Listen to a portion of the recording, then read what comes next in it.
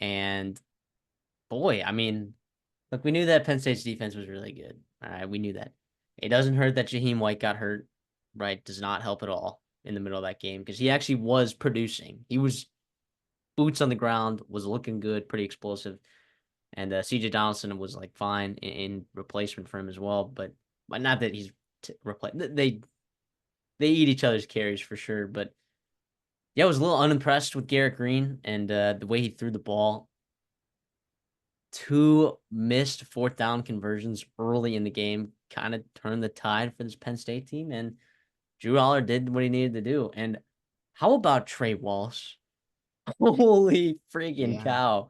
Is Trey Wallace? I took his over on Prize Picks because I like Trey. I like Trey Wallace heading into the season, right? But um, yeah, I think they've been missing kind of like this kind of receiver. And look, maybe this is an overreaction because it's week one, but Trey Wallace looked like an Allen Robinson, you know, a Jahan Dotson. I believe he went to Penn State, right? Like Trey Wallace looked like a number one receiver for this football team.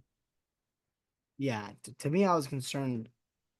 Yes, he played really, really well, but I was a little bit disappointed in Fleming because he only had 15 routes run, right? But and we talked about his value as a leader and a run blocker in that room, but zero catches, right? What that was a guy that was a very exciting get in the portal, and he was going to be a guy that's hoping to help you unlock it. Now, it didn't matter because Trey Wallace was really, really good, but it might matter when you get into these elite games where you have guys in schemes and defenses that can really lock down maybe a side of the football field. In West Virginia's secondary, we talked about it last year. They hit the jackpot. Beanie Bishop. I don't think they did this year with their transfers, so we'll see. But yeah, it was tough. It was a weird game with the rain, with the weather delay. This last year, it was just about the same score as it was, right? 38-15 or something like that. So you were hoping coming at home after a successful season, you were hoping that you would be able to make it more competitive. And Penn State kind of ran away with it there in that second half. But we'll see. We'll see. I think West Virginia can still do a lot of good things in the Big 12. And it confirmed my things about Penn State. And I think especially running the football too explosively. Kay Allen didn't run the ball well, but Singleton had two big time rushes, and that's what you need from him. You need him to be big Yeah. plays for you. Two rushes, I think over 40 yards each. And yeah, and Wallace had the big plays. Amari Evan had a big play. Warren had a 20-yard catch. So like it's moving the ball, pushing the ball explosively. That's why you brought in Kolonecki. And it's small sample size. It's early. It's week one. And yes, Drew Law was awesome last year against West Virginia, but it's a good sign. It is a really, really good sign. Uh, on the West Virginia side, offensively, yeah, I wasn't impressed with Garrett Green, but I'm not worried about this offense moving forward. Like we knew that Penn State's defense was really good, and you moved the football on them in the first half, and then you had like that delay coming out of halftime.